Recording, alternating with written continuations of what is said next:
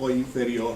Sobre todo pensando en qué concepto nos han tenido durante algún tiempo, porque estamos en la frontera, ¿no? Y bueno, hay quien ha dicho que la frontera son los hilachos del rebozo nacional. No digo quién porque se me vería muy feo. El clásico y el ilustrado son elitistas. El segundo y el tercero son paternalistas, a diferencia del primero que enaltece el esfuerzo personal. Bueno, en muchos de los sentidos, una parte de las figuras que nos representan son esfuerzos personales y sobre todo son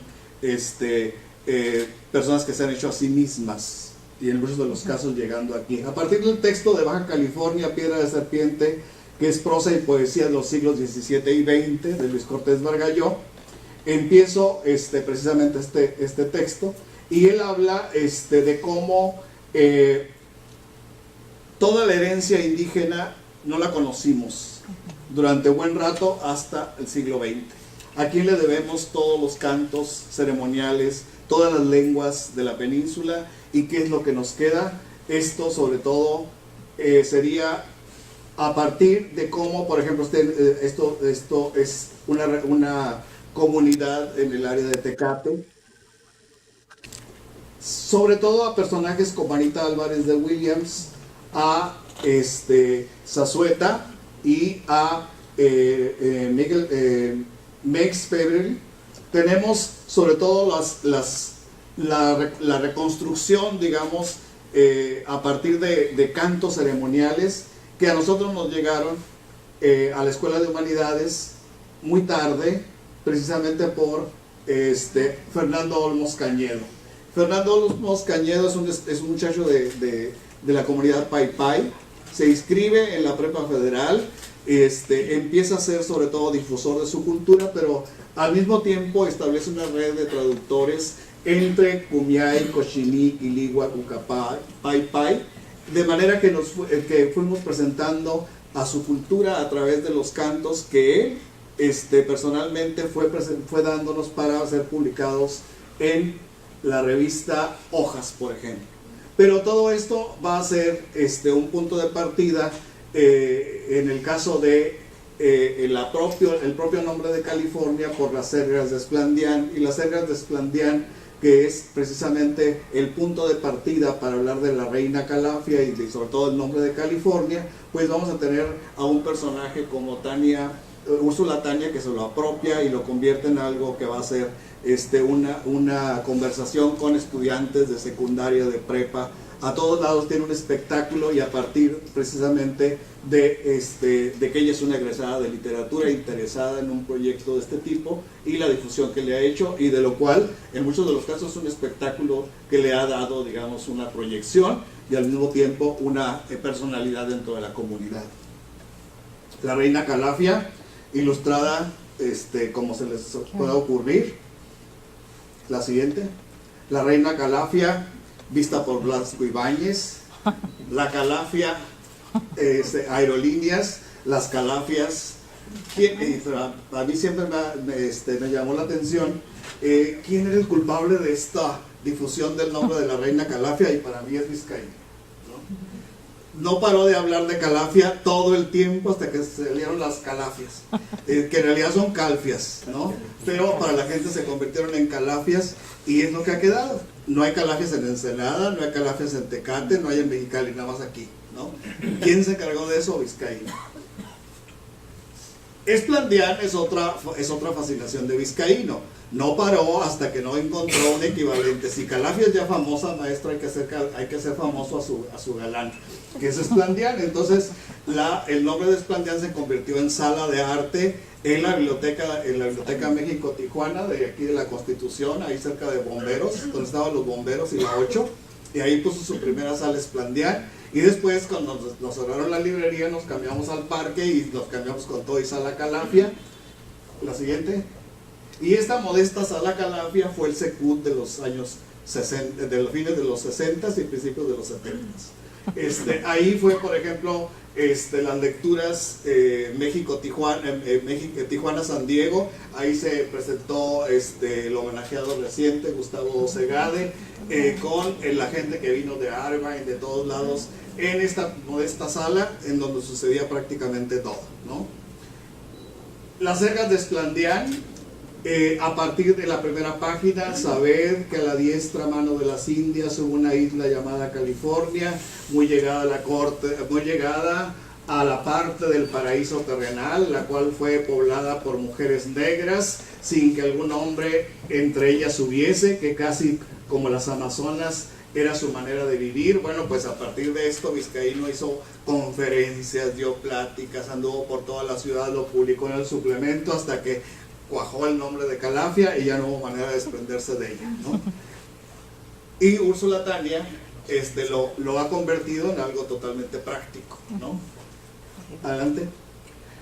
Esto tiene que ver a partir de la época misión, a partir de ya establecido el nombre de California, y a partir de la etapa misional, el momento en el que California deja de ser una isla para convertirse en lo que va a ser una península, y tiene que ver con el padre Quino, ¿no? Y Juan María de Salvatierra. Y el recorrido de todas las misiones jesuitas en Baja California, y José Mariano de Iturriaga, que celebra esto en un poema que es La Californiada. En realidad no es el poema, es un poema hasta en latín, y este poema de La Californiada pues va a ser como la Odisea, la Ilíada de todo este proceso. Y el maestro Alfonso, el jesuita Alfonso Castro Pallares, es quien lo traduce al castellano, y esto hace que un joven de 20 y tantos años, que es Alfonso René Gutiérrez, fascinado con esta historia, y que además tiene que ver con lo siguiente, su tesis de licenciatura se apropia de la figura de Salvatierra, de manera que consigue esta vida de María Salvatierra, y aparte su tesis de licenciatura es la lírica italianizante en México a partir del siglo XVI. Esto es una fascinación de alguien también de literatura, y que además se convierte en una obsesión, de manera que va a entroncar con todo un proceso cultural pues muy interesante, que va a transmitirse a través de la revista Hojas. Y a Ruth le toca ver, por ejemplo, que René nos va a dar la California de la historia, y Eric Flores desde Baja California. Todo esto es una serie de ensayos de René que son verdaderamente con una calidad literaria fascinante, sobre todo porque de lo que parte es de una idea que es la de la fundación de la Imago a partir de Lezama Lima. Entonces es una fundación lezamiana, y yo diría muy más que nada de Alfonso René, con relación a todo un proceso histórico que se convierte sobre todo en una cuestión literaria, de una altísima erudición. Adelante. El padre Salvatierra y el padre Palou van a tener que ver con esta cruz que está ahí, que está en el descanso, y esta es la mojonera de Palou, que va a ser descubierta por Mario Reyes, y que tiene que ver con esta idea de nuevamente la obsesión por las misiones, la obsesión por una serie de cosas que vamos a ver, bueno, ¿y de dónde salió? ¿Cómo es que Vizcaíno también entró en el rollo de lo misional y de fascinarse por esta serie de cosas, y obsesiona a Mario Reyes, que ya viene con todo el conocimiento de la parte norteamericana, hasta que él encuentra la mojonera de Palou, y de esa manera tenemos la frontera entre jesuitas y franciscanos. Y a partir de ahí se hace esto que sería la parte popular, que es la de las caminatas de pioneros, las cabalgatas de pioneros en Rosarito, en el descanso concretamente, y en la iglesita de San Miguel Arcángel de la Frontera, precisamente. Esto es Rosarito, y esta es el Rosarito antiguo, de todo un proceso que es anual, en donde nuevamente tiene que ver con Mario Reyes, porque él fue el que empezó a darle un sentido histórico, ¿no? De convocarlos, de reunirlos, de hacer hasta un museo, ¿no? Esto se va a convertir además en algo que se vende, como se vende la ruta del CID en España, y se vende en este caso la ruta de las misiones, ¿no? Y es restablecer el camino real y caminarlo a través de las montañas, como caminata, en cabalgata, lo que ustedes quieran, y establecer, digamos, un recorrido, adelante, que va a ser anual y que va a continuarse del otro lado. Claro, del otro lado ya puede ser en bicicleta, ya está más organizada la cosa, ¿no? Hasta que llegue a todo este recorrido misional que verdaderamente resulta pues muy interesante si lo tomamos desde el sur, ¿no? Sí. Este proceso tiene otra historia que también tiene que ver con la literatura y con otro poeta que veremos enseguida. Esos son los restos de la misión de San Miguel Arcángel y tiene que ver con el trazo de 1846-47, con la pérdida del territorio, cómo quedan las comunidades indígenas separadas y de qué manera, por ejemplo, tenemos la pérdida de la mitad del territorio, adelante, con los tratados de Guadalupe Hidalgo. ¿Qué sucede con las comunidades indígenas? ¿Y qué sucede desde 1836-45 en adelante? Concretamente el 47, la invasión norteamericana, los niños héroes y demás. Se firma el Tratado de Paz y México pierde la mitad de su territorio. Todo esto está consignado de manera histórica, pero también tiene una vertiente popular. La fiebre del oro en California, convertida en película por Chaplin, el aumento de la migración a California, el desarrollo de Ensenada, la fiebre del oro y la aparición de un héroe popular que tiene que ver con Joaquín Murrieta. Y ustedes recordarán no soy chileno ni extraño en este suelo que piso, de México es California porque Dios así lo quiso, y en mi zarape cocida traigo mi fe de bautizo. Yo me pasé en California por el año del 50 con mi pistola, con mi cintura plateada y mi pistola repleta. Yo soy ese mexicano de nombre Joaquín Murrieta, y yo tuve alumnos Murrieta en la preparatoria, ¿no? Y esto, pues está ahí, ya lo pueden ustedes oír cantado aquí en la Plaza Santa Cecilia, y si no se lo saben los músicos, por favor los demandan. El Álamo, Ensenada, las primeras tiene que ver con la fiebre del oro, principalmente, y tiene que ver sobre todo con alguien que viene huyendo precisamente del imperio de Maximiliano y Carlota, que viene a dar como exiliado por esta zona, y es un personaje que ahorita está cumpliendo sus 200 años, y es verdaderamente notable. Solo una frase: el paisaje es una maravilla, el problema es que no hay poetas. Y eso lo consigna Luis Cortés. Este proceso que les estoy dando tiene que ver con el prólogo de Piedra de la Serpiente de Luis Cortés. De esa manera se establece una ciudad del oeste, y eso es el Huzón, digamos un asentamiento humano de principios de siglo, de fines del siglo XIX, principios del XX. La cantina, como ustedes ven, es de 1892, y lo que tenemos es un pueblo del oeste con diligencias y todo que salen de ahí para Tijuana y duran horas en llegar hasta acá, ¿no? Es más fácil agarrar el ferry, un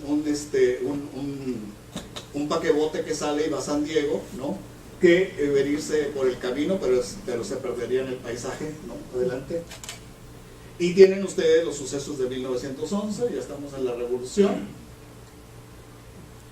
Tijuana, 20 y tantos muertos, el magonismo, y ahí está una película. Ya a partir de aquí vamos a empezar a tener una serie de situaciones que tienen que ver con esta digamos, herencia cultural, o qué es lo que vamos a ver, cuál es la cultura alrededor de la revolución, qué literatura tenemos sobre la revolución. Nos encontramos que quizá más que eso tengamos películas. Es Hollywood, adelante. La aduana de Tijuana, adelante. Y como ustedes ven, pues Hollywood empezó muy pobre, a lomo de mula, ¿no? Así empezó Hollywood.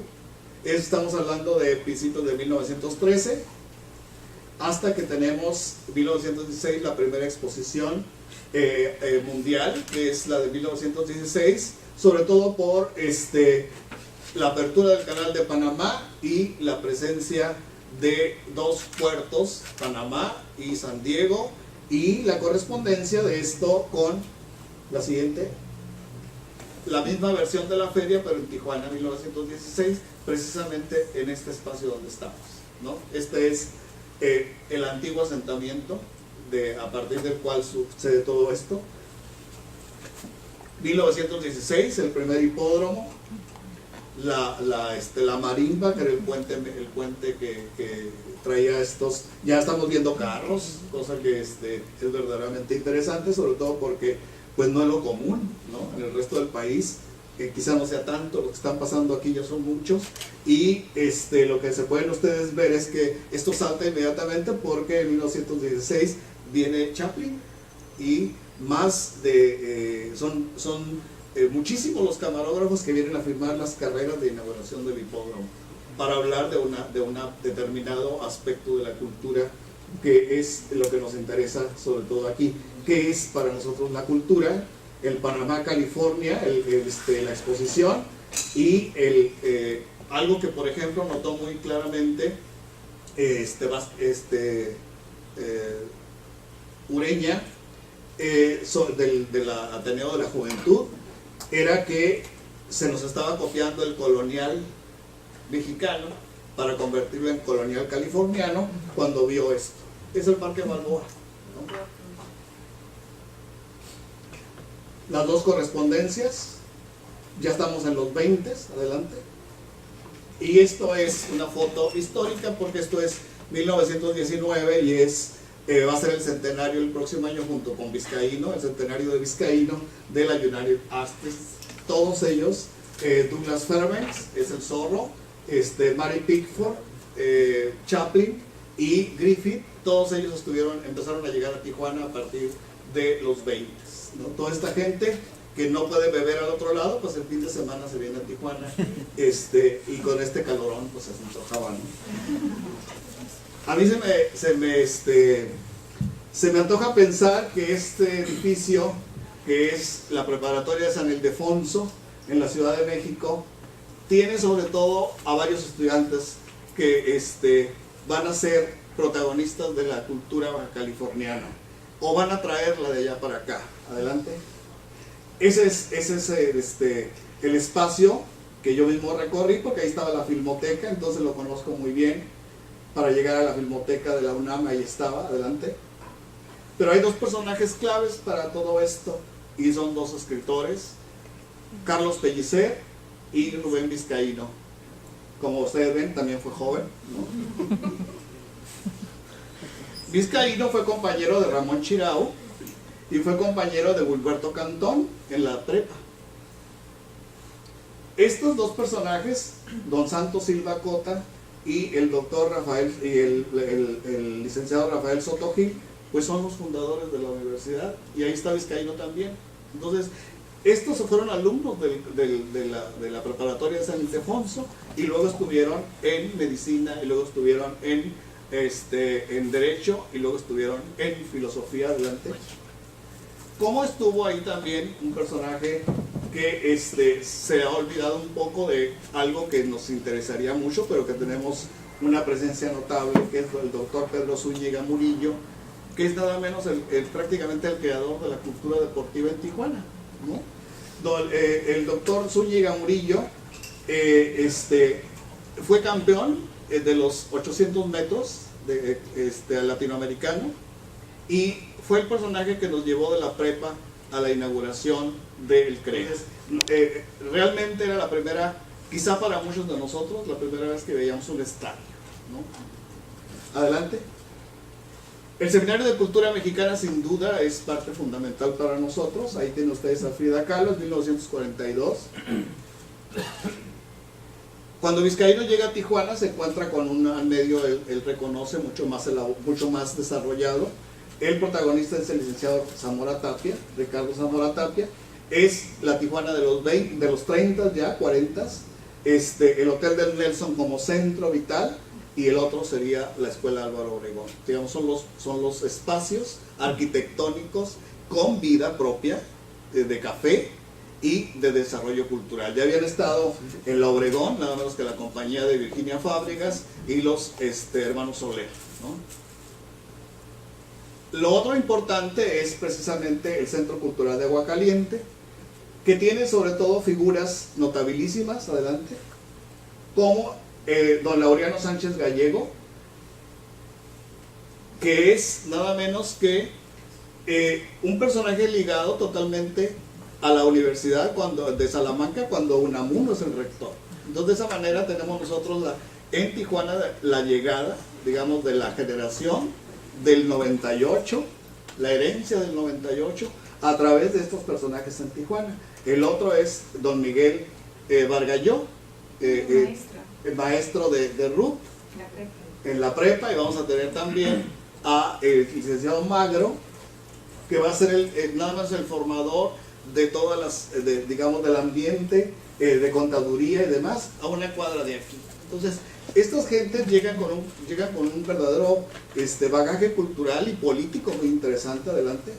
El otro es la bohemia, y la bohemia en el sentido más terrible, porque el protagonista principal es Valle Inclán, pero a nosotros nos llega Alfonso Vidal y Planas, que también fue maestro de Ruth, de literatura precisamente, con una cantidad de novelas impresionantes, y son novelas ahora sí que terribles, ¿no? Estamos hablando de prácticamente en la vanguardia española, ya estamos hablando ya del novecentismo en adelante, y de la decadencia, de la literatura de la decadencia.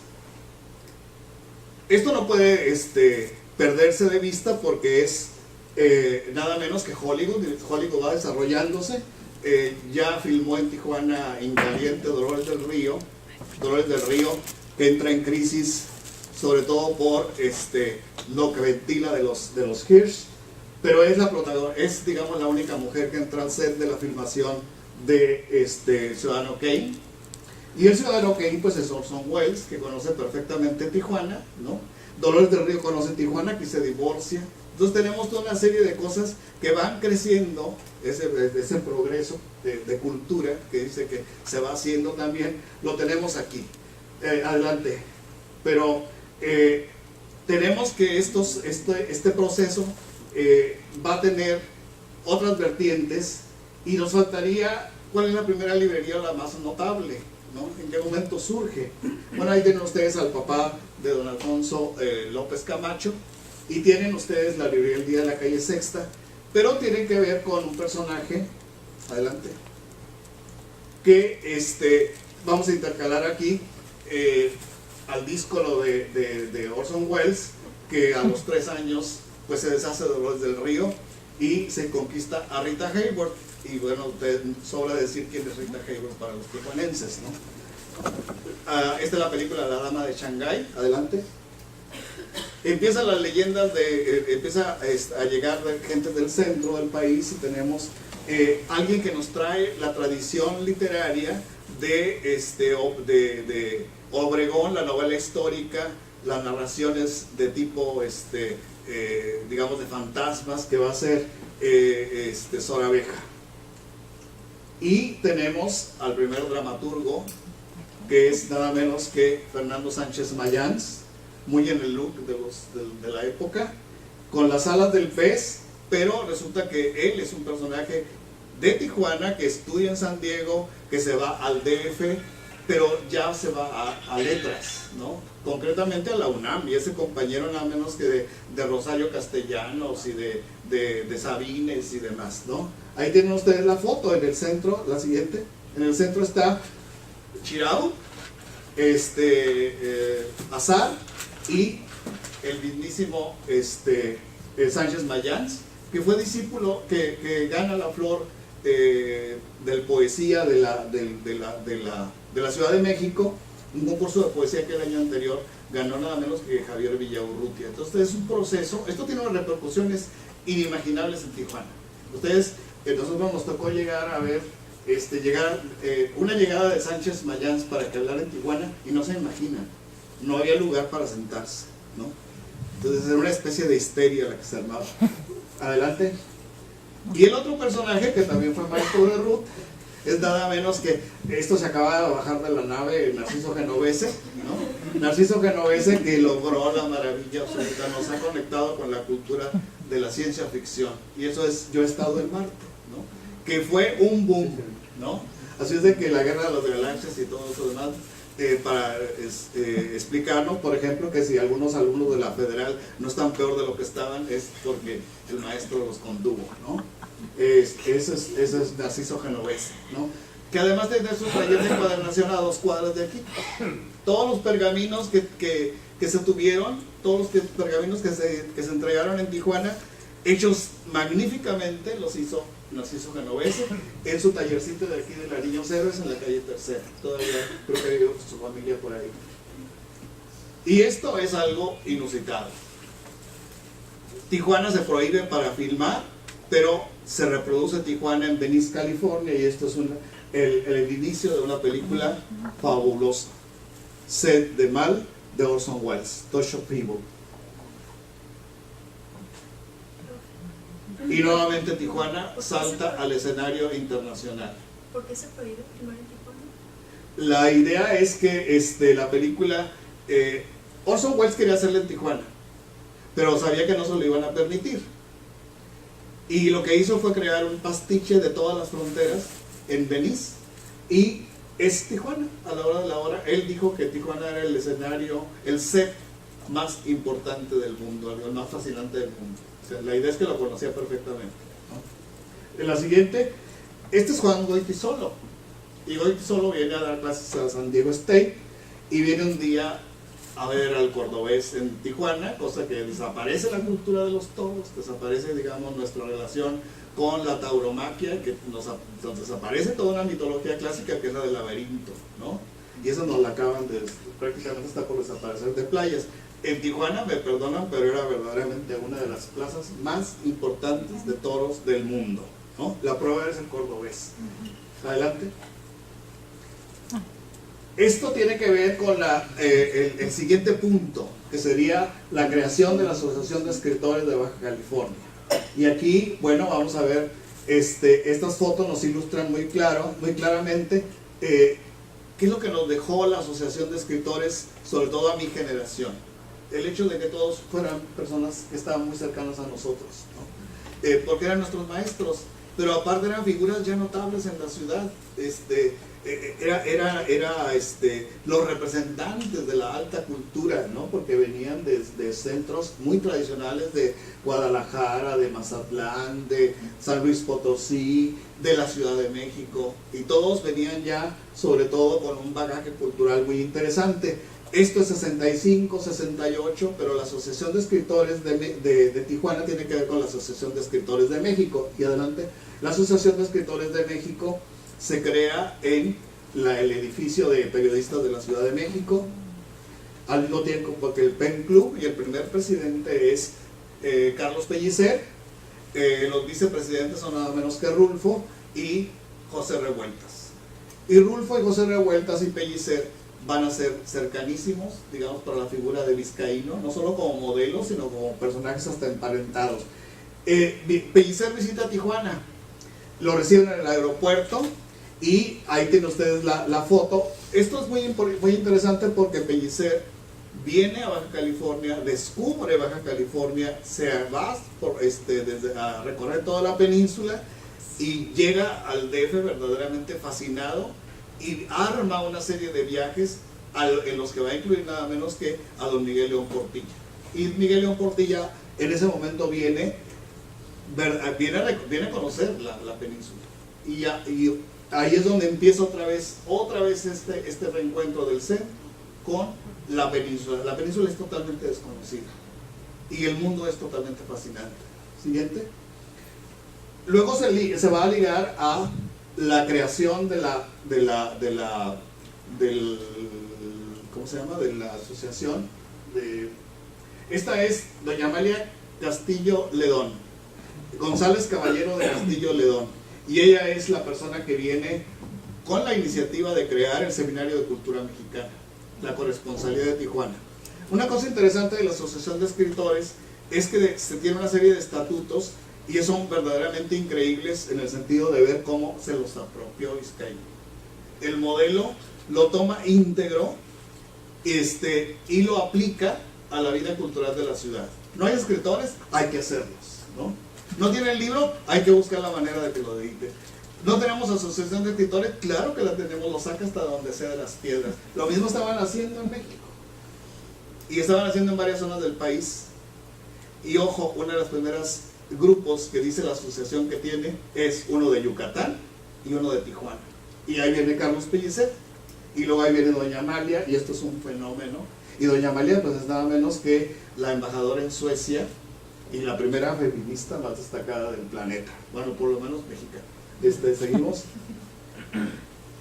Este es un homenaje a Doña Amalia. Patricia Vega se interesa por el personaje, y ahí tienen ustedes a esta embajadora plenipotenciaria, verdaderamente notable. Es quizá la primera mujer, ¿no? La primera mujer de la época moderna, en el periodo de Ruiz Cortines, y luego creo que sigue con el de López Mateos. Seguimos. Y para el Seminario de Cultura Mexicana es fundamental una cosa: la presencia de Fania Nitúa tomándole la protesta, nada menos que aquí a Vizcaíno. Y de esa manera tenemos ahora sí la música, concretamente la ópera en Tijuana, la presencia de la ópera en Tijuana. Y esto crea todo digo, si se va a hablar del movimiento operístico en Tijuana, tiene que remitirse a este punto, sobre todo por una razón, la siguiente. Alguien fascinado por esto es el maestro Héctor Siman Corral, que fue el maestro de todos nosotros en Tijuana, ¿no? Él nos enseñó solfeo, ¿no? A mí ya un poco después, porque me agarró de niño cantor cuando yo era médico en el Seguro Social, pero a mi sobrino y a todo el mundo le dio clases, ¿no? Fue el que nos enseñó a cantar Adiós mi chaparrita y todo lo demás, ¿no? O sea, Daba clases en la poli. Y daba clases en la poli hasta que murió, ¿no? Pero él es el creador de una ópera, nuevamente, a través de un poema de Héctor Benjamín Trujillo, Salvatierra. El personaje de Salvatierra vuelve y se convierte en ópera, y Siman escribe la ópera. El problema es que termina la ópera Siman y no sé dónde quedó. Y la tiene grabada, una vez me regaló, no sé dónde lo podía hacer, pero sí lo grabó. Pero la partitura estaba ya. O sea, si se quiere recuperar la historia de la alta, digamos, de la ópera y de Tijuana, tiene que partir de aquí, y hay que rescatar ese texto, ¿no? Porque él logró terminar el texto, la partitura, en función del poema de Héctor Benjamín Trujillo, ¿no? Así llegaron a Tijuana Agustín Yáñez, Mauricio Magdaleno, Carlos Gref Fernández, el maestro Víctor Jiménez Moreno, adelante. Y es el momento en el que despega una carrera, la de un personaje que se va de Tijuana, primero a estudiar Derecho y luego se mete a Letras, Federico Campbell, ¿no? Con muchos intereses. Y a mí me interesa en particular una historia que es la de Todo lo de las focas, porque es precisamente lo que sucede en Tijuana en un momento que comparte con Vizcaíno, lo que sucede en función de la industria del aborto en Tijuana. Y esto es una historia muy interesante porque no solo es el casino de Agua Caliente convertido en centro cultural, sino en la historia de una americana que muere en la línea internacional, ¿no? Adelante. Para empezar, para dar una idea de cómo se cambian los tiempos, pues más rápido, hay que ver el momento en el que todas las ideas de Marcuse, que estaban dando en San Diego, se trasladan a Tijuana, y empieza sobre todo algo que va a cambiar el panorama de la Avenida Revolución: la llegada de miles de hippies, ¿no?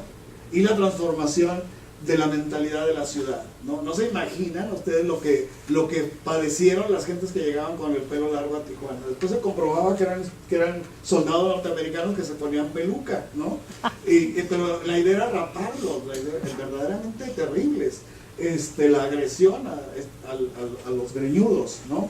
Entonces, porque iban a contaminar la Avenida Revolución, hasta que la gente llegara a la onda y dijeron, bueno, pues ok, que se metan a la ballena y no salgan de ahí. A ver, esto tiene que ver además con que los Beatles aparecen en San Diego. Es el primer concierto de los Beatles en San Diego, y una película que verdaderamente nos transformó a todos, Blow Up, en el cine Bujasán, ¿no? Y Sgt. Pepper, ¿no?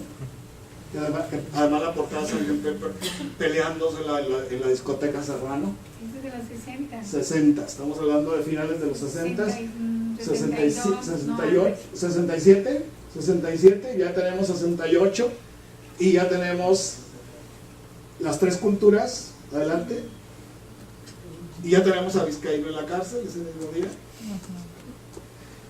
y la toma del Club Campestre en el 71, que da origen a la UABC, ¿no?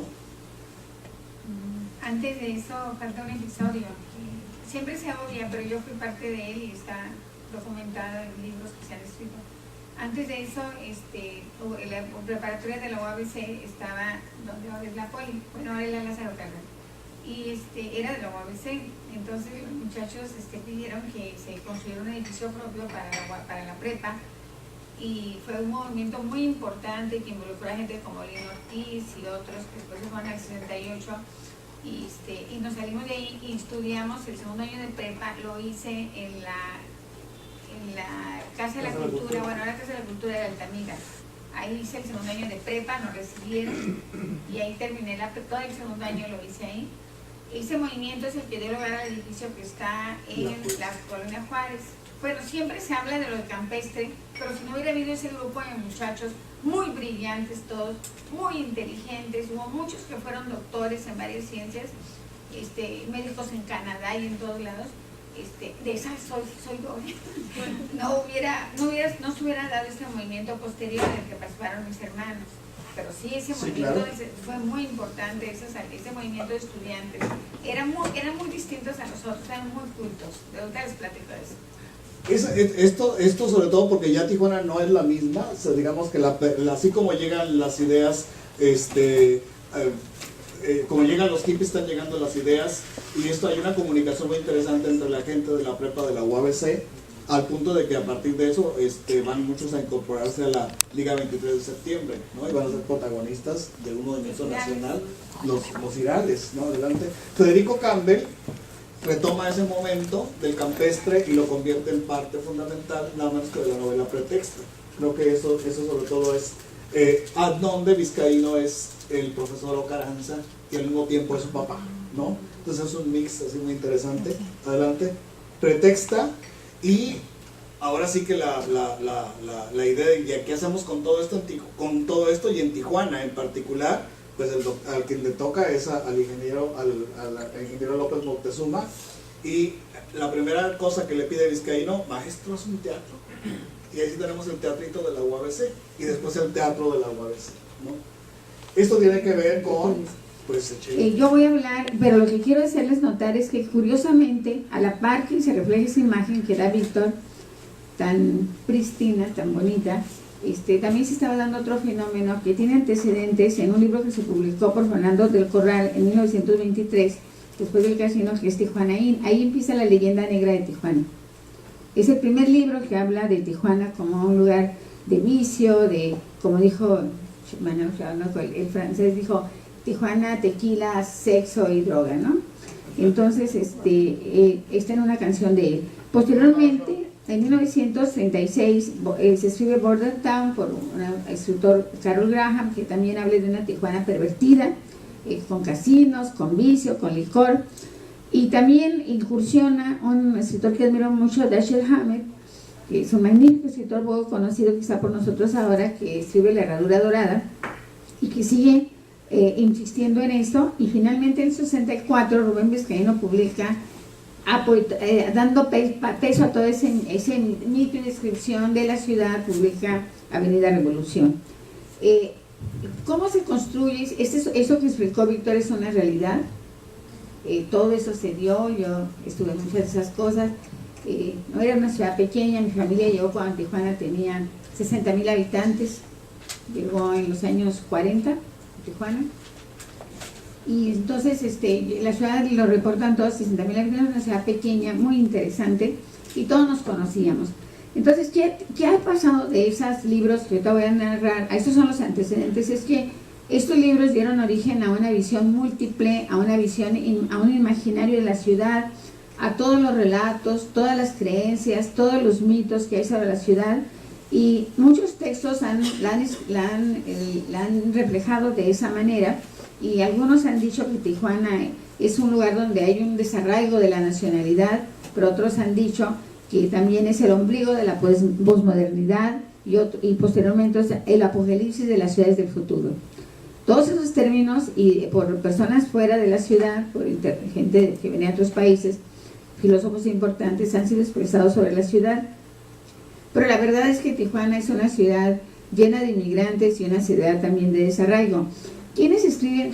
¿Qué áreas encuentro yo críticas en la conformación del mito de la ciudad? Porque la cultura la hacemos todos, las creencias, nuestros valores, la forma como vivimos, el ambiente, y se refleja en los escritores, pero también los escritores pueden influir en la cultura. Uno de los temas que atraviesa toda la literatura sobre ese mito negro de la ciudad es la identidad. Yo analicé, entre los escritores que estuve analizando estaban Rubén Vizcaíno, que escribe como antecedente de esto, y luego está el propio Federico Campbell. Después de Federico Campbell está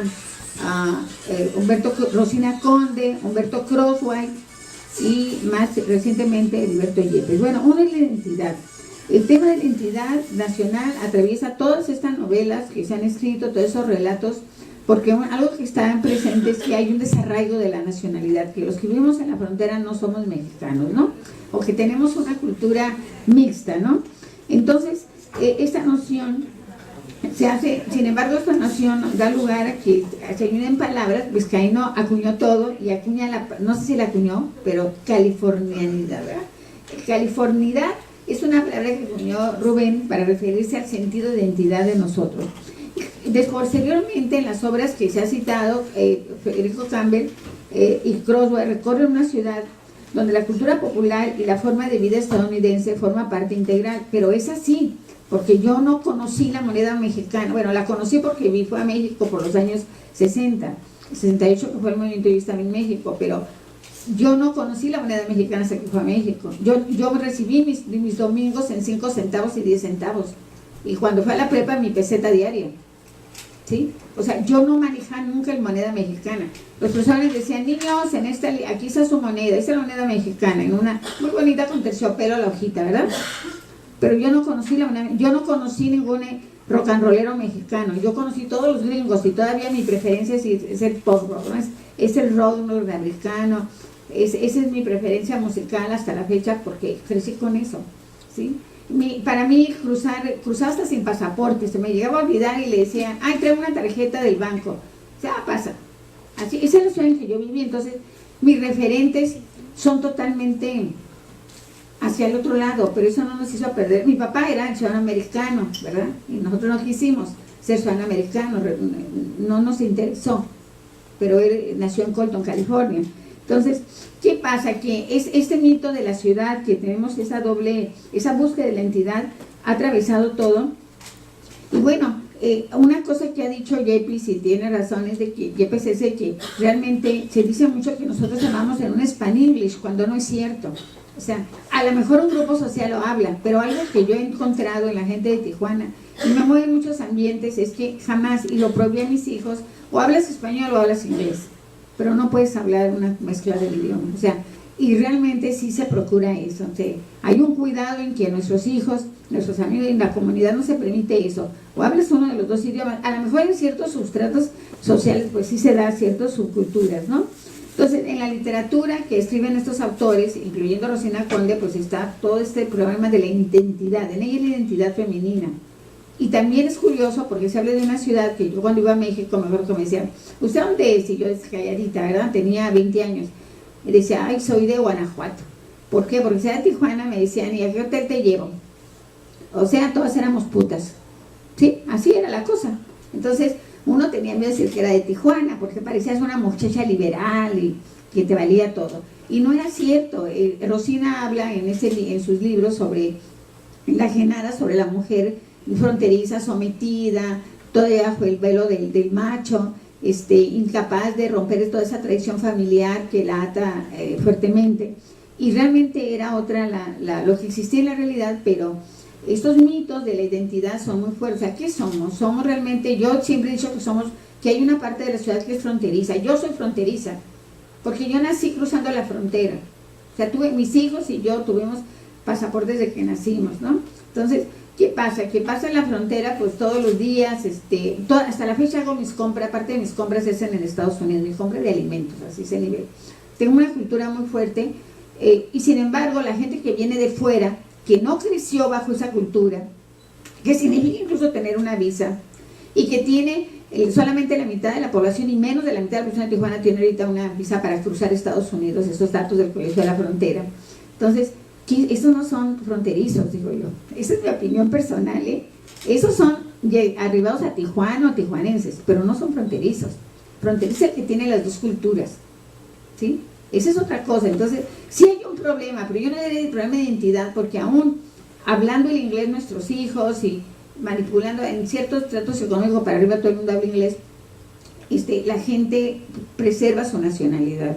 O sea, defendemos lo que somos los mexicanos, estamos muy orgullosos de ello. El otro concepto que atraviesa toda la literatura es la frontera.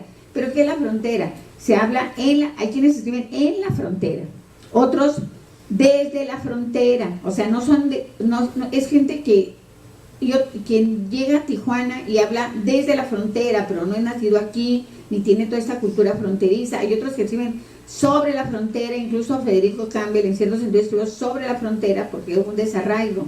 Los libros de Federico están escritos desde su memoria, hay una nostalgia en su obra y hay una memoria que está recordando una ciudad que además su obra es muy interesante porque falta mucho escribir hay novelistas que no han escrito sobre esto.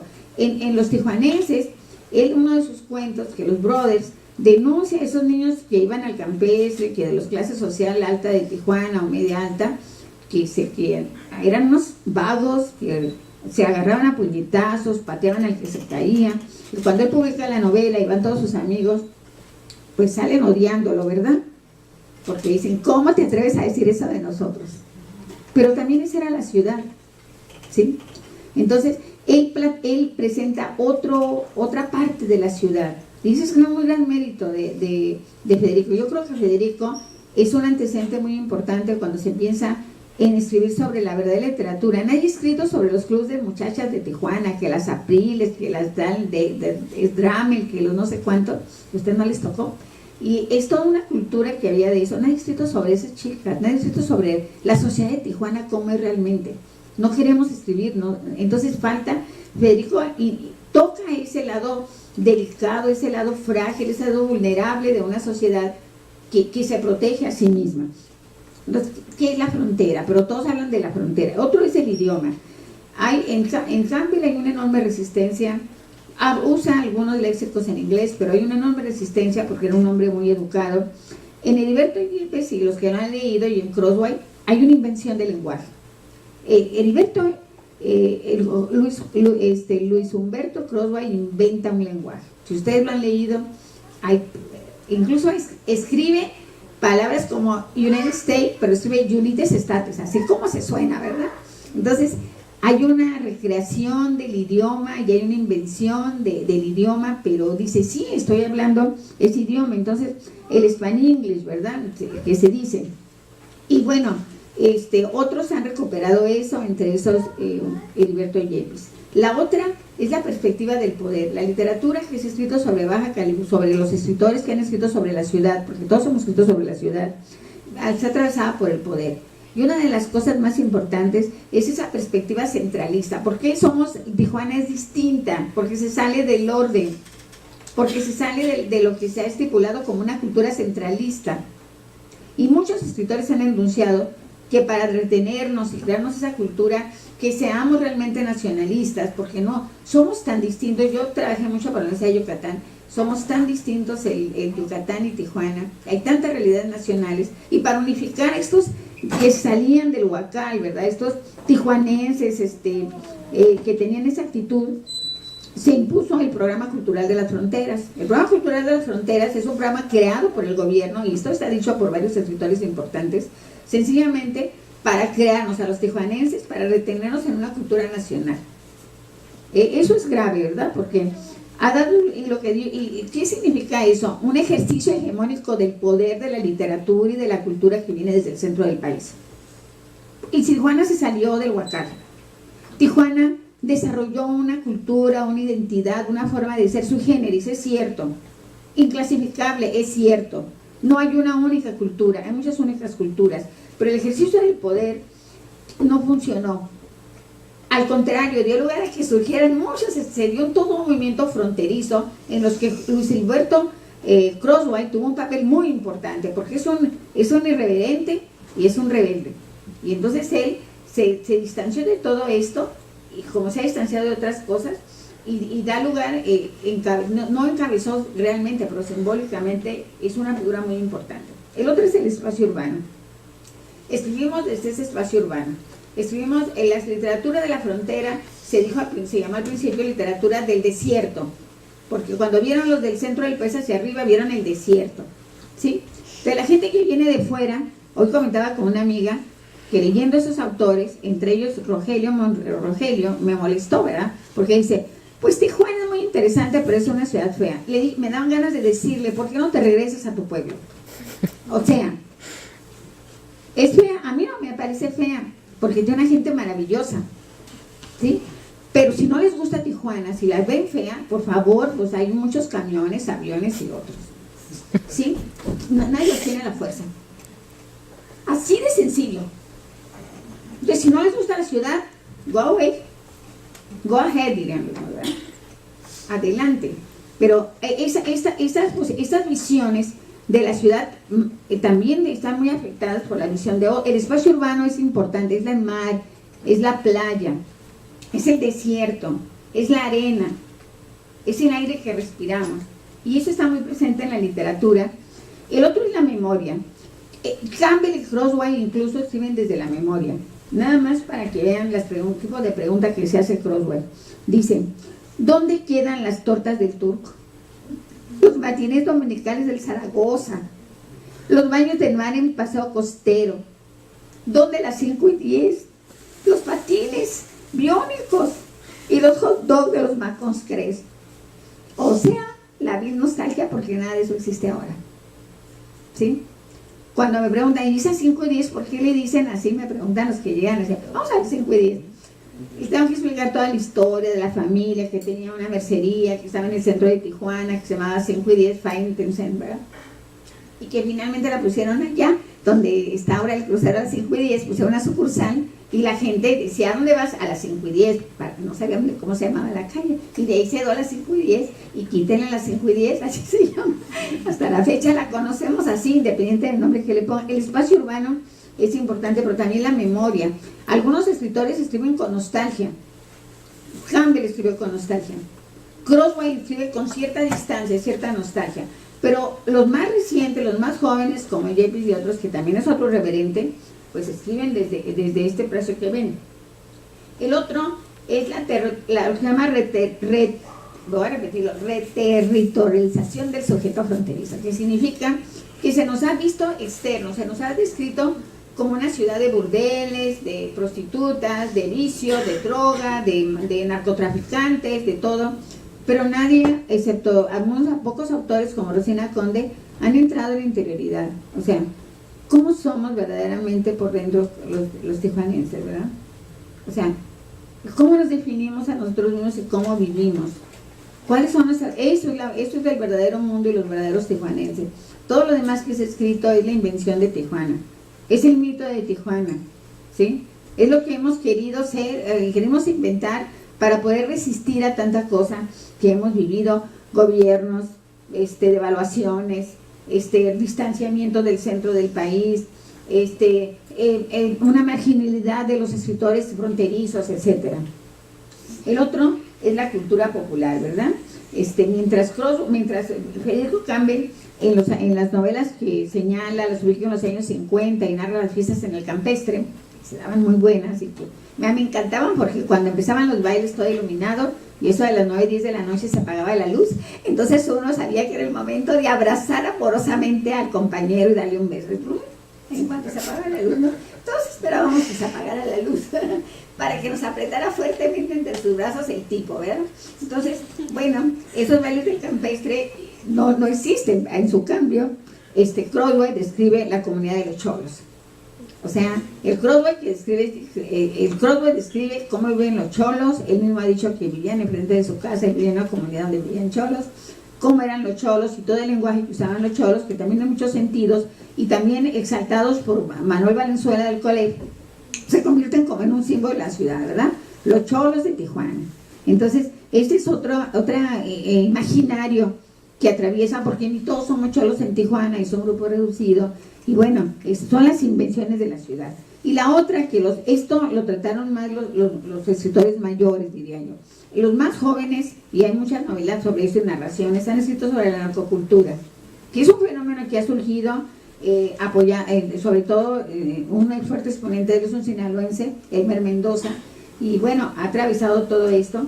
Y la literatura de estos escritores jóvenes de Tijuana o más jóvenes de 30, ¿sí?, han captado todo este marco sórdido, sangriento, en una serie de narconarrativas, y es una representación, pero en el fondo es una representación social y cultural de todo el narcotráfico que hay en el país. Tijuana no es la única. O sea, lo que pasa en Tijuana, yo conozco todo el país por razones de mi trabajo profesional, y todas las ciudades tienen todas esas más realidades. Entonces, una ciudad donde ahí vienen escritores importantes, hay un desarrollo de la cultura, se convierte en un atractivo para músicos y actores importantes, cineastas, etcétera, ¿verdad? Una ciudad que se construye con una visión quizá muy sui generis de la ciudad. Simultáneamente surge el mito negro de la ciudad, y ese mito hasta la fecha perdura porque lo recalcan, lo reescriben los escritores de Tijuana particularmente, ¿sí? Pero yo creo que falta el gran novelista, falta la gran novela sobre Tijuana, a la manera de los dublineses, una cosa así. Falta quien diga quiénes somos y cómo somos, y que no somos exactamente ni ese grupo solamente de narcotráfico. Es cierto que hay violencia, ¿sí? Es cierto que hay inseguridad en la ciudad, pero hemos encontrado formas de asociación de la sociedad civil que nos permiten resistir. Hemos encontrado fortalezas, y eso nadie lo cuenta. Entonces, yo creo que hay dos ejes muy interesantes: el que narra Víctor, que es un eje muy cultural, que da lugar a desarrollos como el SECU, la universidad y otro eje que es el que construye el mito a través de la literatura, y esa es una cultura, y también la literatura influye en la cultura, también forma gente. También como decía Víctor, cuando surge toda la literatura, por ejemplo, de Prudencia y la Píldora, sobre un libro en los años 60 que yo leí escondidas, ¿verdad? Porque se mamá me que leí un libro cuando tenía 20 años que hablaba cómo usar píldoras para no tener bebés, pues me mata, ¿no?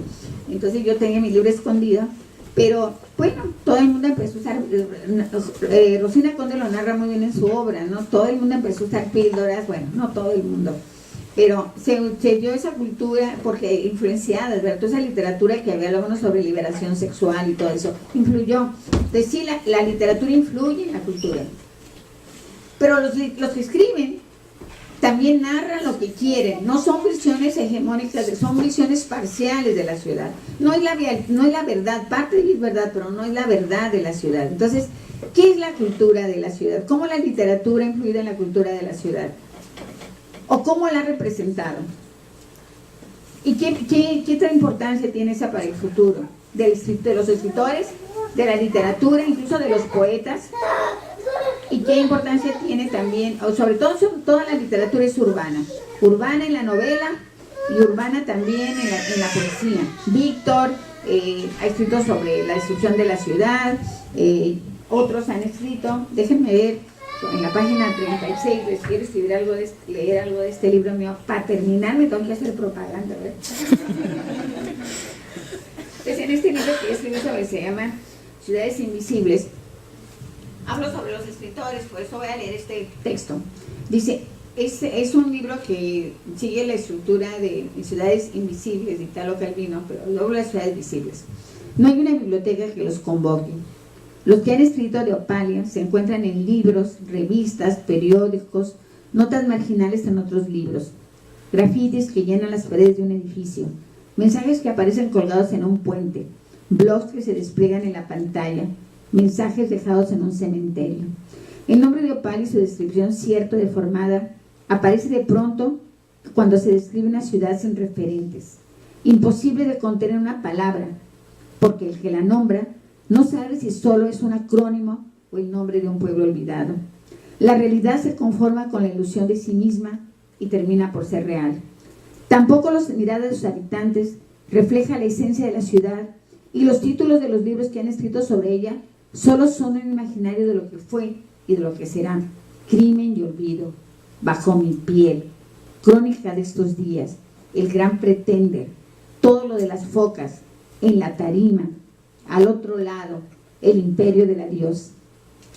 En la ciudad, que es compleja, múltiple, contradictoria, sobrecargada de significaciones, avatar de sueños y pesadillas, frontera de todas las posibilidades contenidas en paredes reales y simbólicas que separan a los habitantes, magnificada por los medios de comunicación en sus abusos, acosos, desastres, violencia, pero no en sus poetas, novelistas, pintores, fotógrafos, músicos y cantantes.